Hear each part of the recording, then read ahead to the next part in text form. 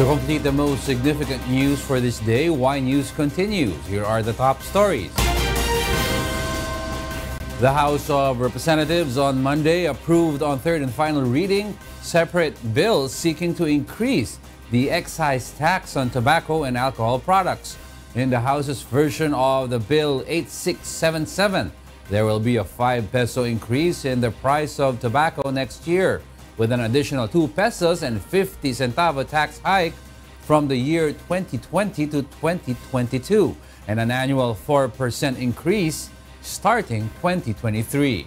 For alcohol products, an ad valorem rate of 22% will be imposed, including specific tax rates per proof liter from January 2019 to 2022. It will also annually increase by 7% starting the year 2023. The bill aims to help lower the number of Filipinos dying of diseases brought about by smoking and drinking alcohol. The collected taxes will be used to fund the government's universal health care program. If you increase the taxes on tobacco and cigarettes, tataas din yung presyo. Pag tumaas yung presyo, papaisip yung mga tao.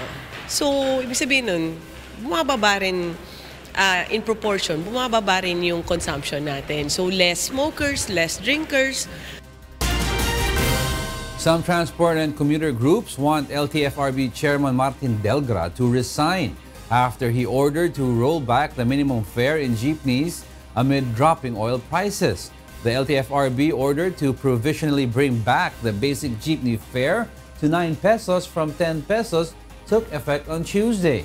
According to the United Filipino Consumers and Commuters Group, the recent fare rollback is not enough because the price of fuel has already been slashed for 8 weeks now. The LTFRB canceled the supposed hearing today on the commuter group's petition to roll back the minimum jeepney fare for an unspecified reason. Taong 2008, buwan po ng Mayo, ang presyo po ng diesel ay 46.40. Ang presyo po ng pamasahe ay 8 pesos. Ang pamasahe po kahapon ay 10 pesos, ngayon ay 9 pesos, pero ang diesel po ay naglalaro sa 38.80. The transport group, on the other hand, insists the LTFRB should have consulted them prior to the fare adjustment, stressing that this should not be based solely on the price of oil. Dati nakaka-6 na ikot kami, dahil daw matinding traffic, naging 4 na lamang ang pag-ikot namin. And then napakalaki ng pasahero na nawala sa amin. The government wants a permanent truce with the new People's Army and not just a ceasefire during the holidays. Presidential spokesperson Salvador Panelo says that as far as the government is concerned, it is high time to stop the bloodshed and begin pursuing enduring peace in the country. Panelo's statement comes after reports that Defense Secretary Delfin Lorenzana is not inclined to declare a holiday ceasefire for fear that the NPA rebels will only use this time to reinforce their group, especially with their upcoming 50th anniversary. Last year, both the government and NPA rebels have declared a 6-day suspension of offensive operations to give way to the holiday season. Lorenzana's proposal, according to Panelo, is among the issues to be discussed in the meeting of President Rodrigo Duterte with his cabinet members tonight. There should be permanent truce. There should be no bloodshed as far as the government is concerned. It's about time we stopped all this bloodshed. It's been 50 years. A woman is accusing 3 police officers of violating the anti-child abuse law after allegedly forcing her son to testify against the New People's Army in connection with the murder of 9 sugar farmers in Sagay City in Negros.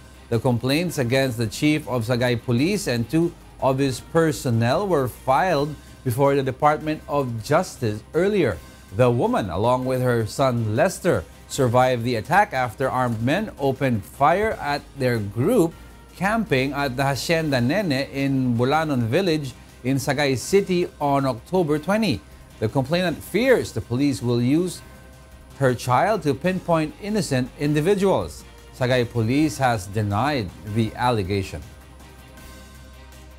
Kahit military, nagsasabi rin na the child can pinpoint that NPA daw ang gumawa nung massacre. Kaya lumayo yung mag-ina sa Negros ay nag-seek talaga sila ng sanctuary. Dahil yun nga, patuloy silang hinahabol ng mga pulis, pinipilit na gawing star witness nila doon sa Sagay Massacre. Wala kaming ginawang ganun. Kung pinipilit, wala kaming pinilit na tao. Yung allegation na yan, ma'am, is actually fabricated yan. Ba't naman namin pilitin yung bata? Tapos yung bata actually during interview at saka pagpa-subscribe na napilit, nandun mismo yung prosecutor, nandun din yun mismo yung ama, at saka yung DSWD na magpa-subscribe ng statement niya. Pala mismo malalaman na natin. May video kami yan. The child's father is also facing charges for allegedly forcing his child to cooperate with the police. The Senate Committee on Public Services probes the move of the Transportation Department to exempt around 195 bus units from using the Parañaque Integrated Terminal Exchange or PITX. During the hearing earlier, the DOTR explained that they allowed some provincial buses to enter Metro Manila after finding out that city buses transporting passengers to Loton in Manila are limited in numbers. Many passengers from Cavite and Batangas were also stranded in PITX since there are few buses bound for Loton. The exemption is contrary to the original order of the Transportation Department prohibiting provincial buses from Cavite and Batangas to enter Metro Manila once the PITX is open.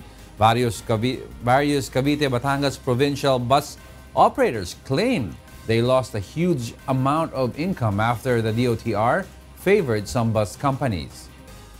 Kami po ay sa totoo na lang, nalulugi na po ang aming hanap buhay. Isipin nyo po, pasahero noong mga nakakadiretso, kahit na tayuan ng mga pasahero, kahit na makasabit na lang yung paa nila sa istribo. Sumasakay sila at sumasakay sa mga bus na nakakadiretso. Samantalang sa amin po, wala po kaming maisakay. Pag PTEX lang ang signboard namin. The Senate panel has set another hearing to identify any irregularity in the operation of PITX. The International Road Assessment Program, or IRAP, gives the Philippines a low rating in terms of road safety. In its recent study, the country only got 1 to 2 star rating following observations on bad road conditions and insufficient protection for motorists. That white line, it doesn't do much to protect you from death in a head-on crash. Head-on crashes are very common. It's one of the main ways that motorcyclists die. The National Center for Transportation Studies of the University of the Philippines agrees with IRAP's observations, but the group notes the public should also help in making the country's roads safer by following traffic rules. Kahit pa siguro ang ganda-ganda ng infrastructure natin, pag hindi natin naintindihan na lahat ng tao ay may karapatang gumamit sa kalsada, hindi tayo uusad. Kahit naman malawak pa yung pedestrian, sidewalk ko, kung gagamitin ko pa rin yun na parking, wala pa rin mangyayari. And for the news abroad, here's Kath Dumaraos live from Bangkok, Thailand. Kath, good evening. Good evening, Diego. The Saudi-led coalition has facilitated the evacuation of 50 wounded Houthi fighters for Yemen for treatment, meeting a main condition for the group to attend UN-sponsored peace talks in Sweden this week, aimed at ending the nearly 4-year-old war.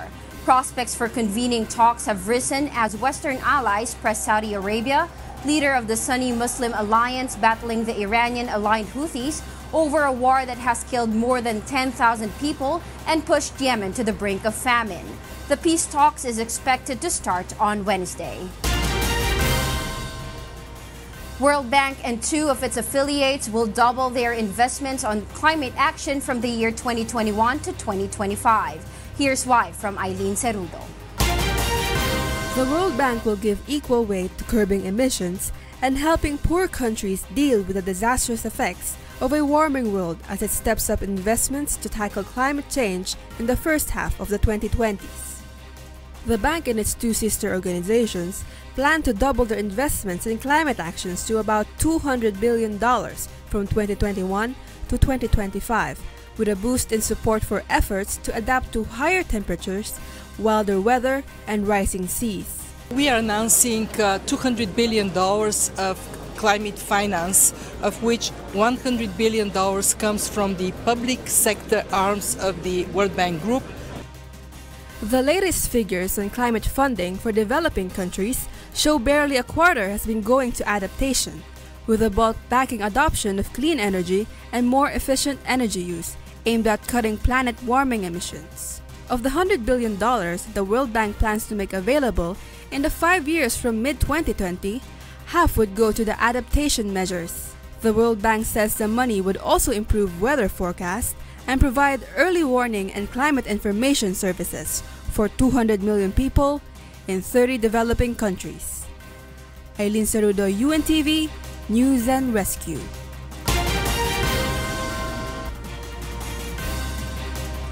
Protesters involved in violent demonstrations in Paris pull out of a meeting set with the French Prime Minister this week. Meanwhile, dignitaries paid tribute to former President George H.W. Bush as his body lies in state at the U.S. Capitol. Beverly Saison tells us why. Protesters from France's Yellow Vest movement have pulled out of a meeting with Prime Minister Edouard Philippe scheduled for Tuesday. Some members of the group said they had received death threats from hardline protesters, warning them not to enter into negotiations with the government. The Yellow Vests have been protesting about a controversial fuel tax since mid-November. 3 people have died since the unrest began and the resulting violence and vandalism, notably when statues were smashed at the Arc de Triomphe last Saturday, have been widely condemned. In Ecuador, Ecuador's President Lenin Moreno removed his vice president on Monday so that he can defend himself against accusations of alleged undue charges to an ex-advisor while serving as legislator. This is the second time that the president who took office in May 2017 has removed a vice president. In August of last year, he stripped Jorge Glass of his duties, who is serving a sentence in prison for his involvement in the Brazilian Odebrecht bribe scheme. Moreno named Secretary General Jose Augusto Briones vice president without specifying for how long. And in USA, the body of former U.S. President George H.W. Bush arrived on Monday at the U.S. Capitol in Washington, where mourners will pay tribute to the man who led the nation as the Cold War ended.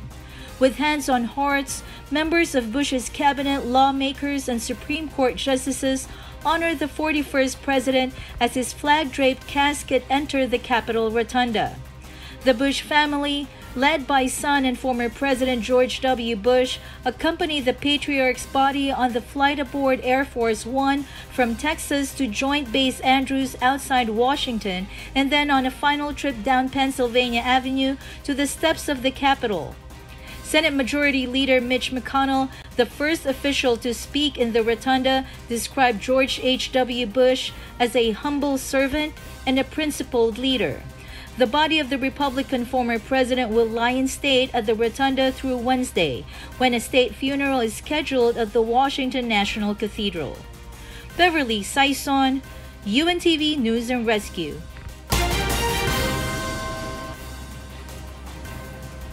And those are the news from the other parts of the globe. Back to you, Diego. Thank you, Kath Dumraos, live from Bangkok, Thailand.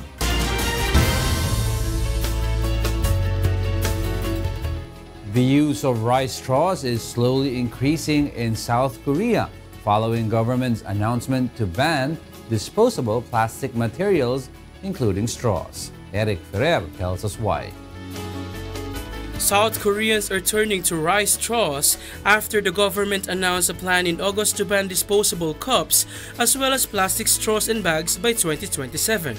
The rice straws look like ordinary plastic straws. What's more, they can be soaked in hot drinks for 2 to 3 hours and remain in cold drinks for an even longer time without disintegrating.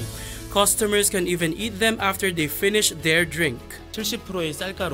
Despite being made of 70% rice, the straws are 30% cassava, or the ingredients for making tapioca balls in milk tea, which make the straws more resilient and smoother on the surface.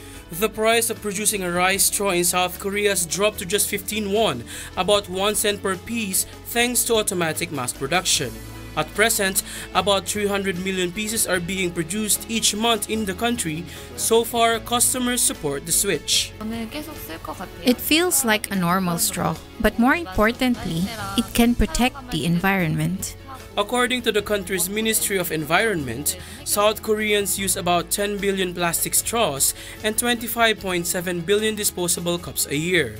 It'll take up to 500 years for that plastic to decompose. Following the government's plastic ban and the rising awareness of environmental protection among the public, companies like to return to paper have devoted themselves to producing fully decomposable cups, a decision that's paying off. Many paper-making companies and food container producers have come to seek cooperation with us in technology and new product development. It is estimated that our sales next year will be 5 times higher than this year. Eric Ferrer, UNTV News and Rescue, South Korea. Some of the works of a Filipino-American designer and other international fashion creators are featured in the first Thai Silk International Fashion Week in Bangkok, Thailand. Kath Dumraos tells us why. Thousands of guests gathered in Bangkok to witness the opening of Thailand's first Silk International Fashion Week. The event, participated by 24 countries, showcases Thai silk costumes designed and tailored by 59 international designers worn by former Miss Universe pageant competitors. The program is part of Thailand's 8th celebration of Thai Silk Road to the World, which aims to promote the elegance of Thai silk, the traditional art of weaving silk, and to help sustain the livelihood of Thai silk farmers. Among the works featured in the opening gala are that of Filipino-American international designer Oliver Tolentino, who is known in the fashion world for dressing up Hollywood celebrities. Tolentino says his creations for Thailand's Fashion Week are made of Thai silk, combined with the Philippines' local fabric called pinya to produce a modern yet timeless look. It's so beautiful. Pag nakita mo yung mga colors nila, they can create like different colors and very vibrant. I combine it with our local fabric na pinya. It's perfectly easy to combine, and you will see it very modern, very wearable, classic, and it's timeless. His works were presented in the ramp by Miss Universe 2015, Pia Alonzo Wurtzbach. I'm so happy that Pia is here for me to help represent the Philippines in the international market. Miss Universe Sri Lanka 2017 Christina Perez, who also presented some Thai silk costumes during the opening day, expressed amazement over the event.